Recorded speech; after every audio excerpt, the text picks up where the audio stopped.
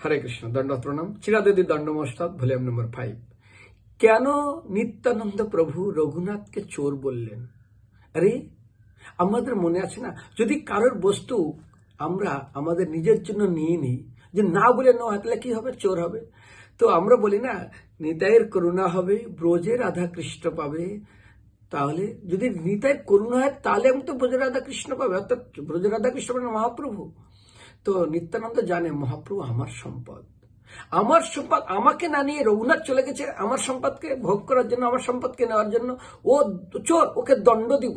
এটা হচ্ছে বৈষ্ণব সমাজের আদর্শ দৃষ্টান্ত দিয়েছেন। ঘোড়া ডিঙিয়ে ঘাস খাওয়া যাবে না, গুরুর উপরে গুরুগিরি করা যাবে না। অনুগত্য শিক্ষা দেওয়ার জন্য আজ থেকে চোর বললেন, এবং বললেন তুমি আমার সম্পদ নিতে গেছো আমার পারমিশন ছাড়া। তার জন্য তাকে চোর বলে সম্বোধন করলেন। আর চোর বলে সম্বোধন করে তাকে দণ্ড কি দিলেন? দণ্ড দিলেন।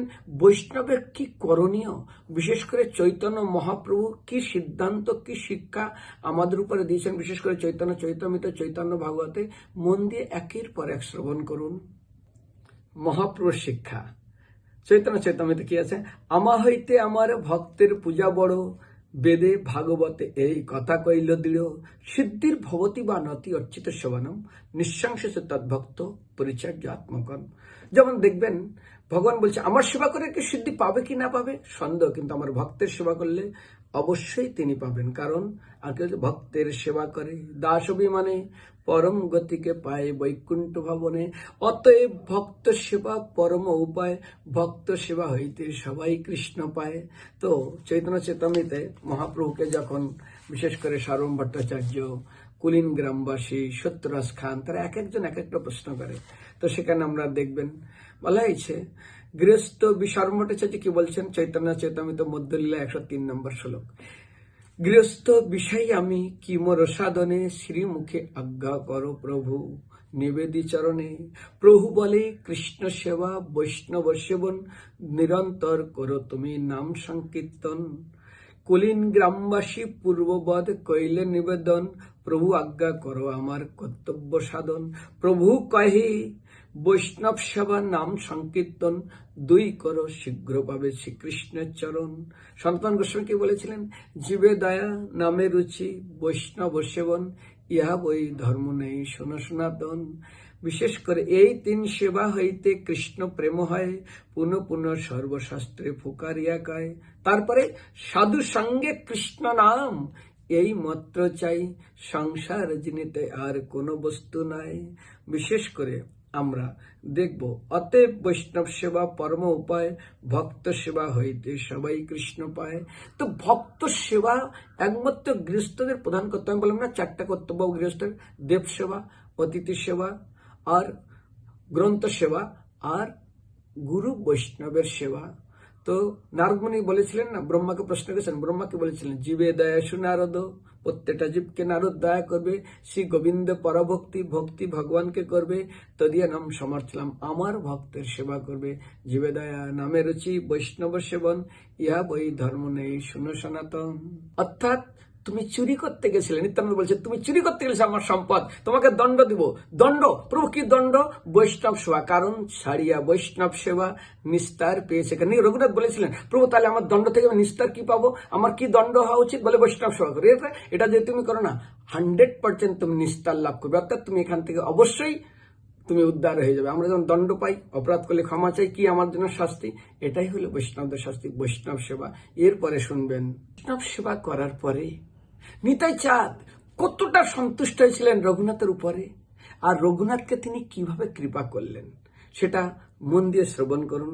যেখানে বলা হয়েছে, না এবে নিতাই চাঁদ কহে সব ভক্তগণে, রঘুনাথের বিষয় সুখ ইন্দ্র শুভ সময়, মহাপ্রভু কৃপাতে সেহ নাই ভাই মনে, সবে আশীর্বাদ দেহ পায় চৈতন্য চরণ।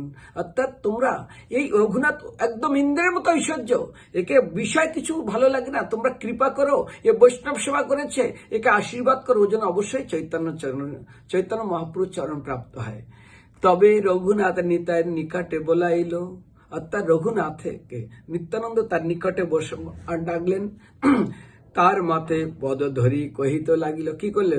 তুমি যে করাইলে এই পুলিন ভোজন, বৈষ্ণব সেবন তোমার কৃপায় করি চৈতন্য কইল আগমন, তোমার উদ্ধরিত গৌর আইলা আপনে, ছুটিল তোমার যত নির্বিঘ্ন বন্ধনে। আরে তুমি যে আমাকে পুলিন ভজন করিয়েছ, এই ভজন করার ফলে তুমি মনে রাখো তুমি নির্বিঘ্নে চৈতন্য মহাপ্রভু তোমার কৃপা করবেন। শুধু তাই না, কি কৃপা করলেন বলছেন, আশীর্বাদ বচন করলেন, স্বরূপ গোসাইয়ের স্থানে তোমার রাখিবে সমর্পণে, অন্তরঙ্গ ভিত্ত করি মহাপ্রভু তোমার রাখিবেন চরণে, নিশ্চিন্ত হইয়া যাহ আপন ভবনে, অচিরে নির্বিঘ্নে পাবে চৈতন্য চরণ, সব ভক্ত গণে তারে আশীর্বাদ করাইল, তা সবার চরণ রঘুনাথ বন্দিল।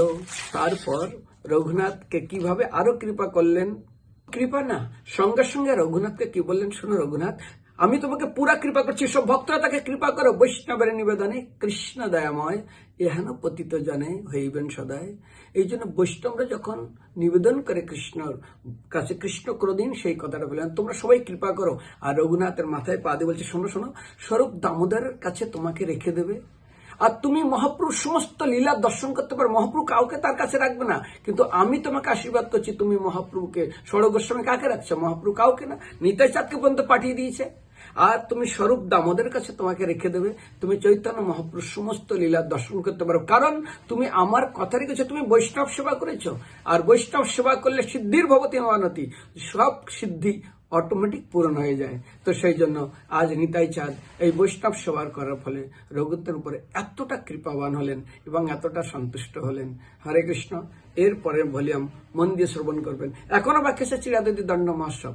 যদি ভালো লাগে ভক্তদের শেয়ার করবেন। ধন্যবাদ।